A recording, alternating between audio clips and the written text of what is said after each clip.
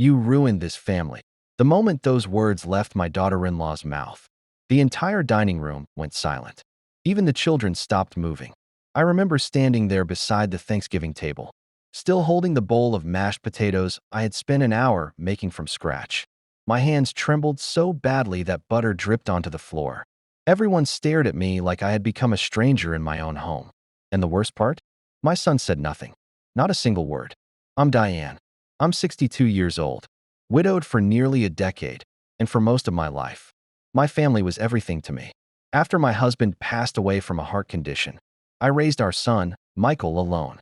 I worked double shifts at a small hospital cafeteria just to keep the lights on and help him finish college. There were nights I skipped meals so he could eat properly. I never regretted it. Because when you're a mother, love becomes a habit stronger than exhaustion. When Michael met Vanessa, I truly tried to welcome her. She was beautiful, polished, confident. The kind of woman who could walk into a room and instantly control it. At first, I admired that about her. But slowly, little things began to change. She would correct me in front of people. Diane, we don't use that kind of decoration anymore. Diane, you really should stop interfering. Diane, modern parents do things differently. Every sentence sounded polite on the surface, but underneath it was something colder, something sharp. Michael always brushed it aside. She doesn't mean it that way, Mom. But deep down, I knew she did. Still, I stayed quiet, because I didn't want to lose my son. Then came Thanksgiving. That year, Michael insisted everyone gather at my house like we always had. I spent days preparing. I cleaned every corner, cooked every favorite dish, even baked the pecan pie Michael loved as a child. I thought maybe this dinner could heal whatever distance had grown between us. But what I didn't know that day was that Vanessa had already decided to destroy me in front of everyone. Dinner started normally enough. Laughter, wine glasses clinking, football playing softly in the living room. Then Vanessa suddenly placed her fork down and sighed dramatically. You know, she said, glancing around the table, some families would actually be happy if their parents respected boundaries. Michael stared at his plate. Did I do something wrong? Oh, come on, Diane. You always act innocent. My daughter, Emily, looked confused. Vanessa, what's going on? And then Vanessa turned toward me with eyes so full of anger, I barely recognized her. You ruined this family, she yelled. She accused me of controlling Michael, of manipulating holidays, of making her feel unwelcome for years.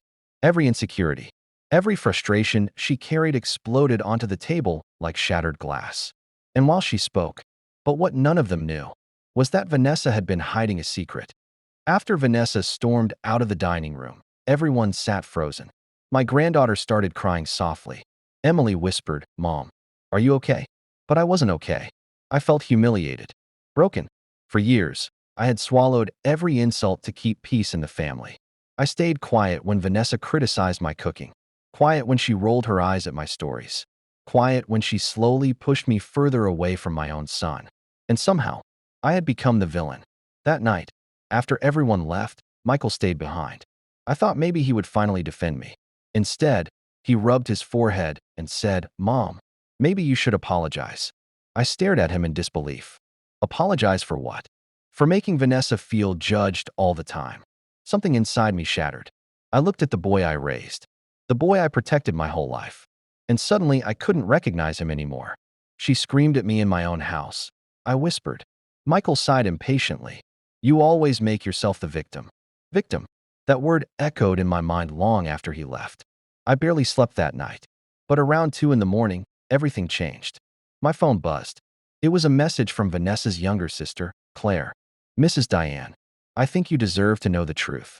Attached were screenshots. Dozens of them. At first, I didn't understand what I was looking at.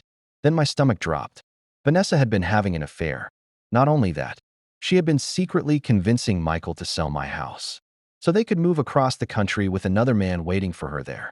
I sat in complete silence, staring at the screen while tears rolled down my face. For months, she had painted me as toxic and controlling while she herself was destroying the marriage from the inside. And somehow, that wasn't even the worst part. The messages revealed she had mocked me repeatedly behind my back. She's old and emotionally weak. Michael always chooses guilt over logic. Once we leave, he'll finally be free of her. Free of me. I felt physically sick. But then something unexpected happened. For the first time in years, my sadness slowly turned into clarity.